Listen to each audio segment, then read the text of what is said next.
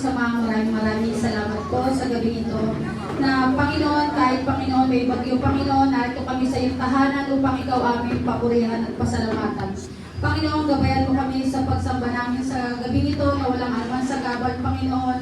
At Panginoon, gabayan mo ang aming bisita na mapahayag, Panginoon, ang iyong mga banal na salita, Panginoon. Tunay nga po, Panginoon, na ikaw ang Diyos na buhay, na ikaw ang gumagabay sa amin, Panginoon. At Panginoon, nagpapasalamat kami sa biyaya, sa pagpapala na ipinagkakalob mo sa amin sa araw-araw. Maraming salamat po, Panginoon Jesucristo. Amen. Handa na po ba tayong magpuri sa ating Diyos na buhay?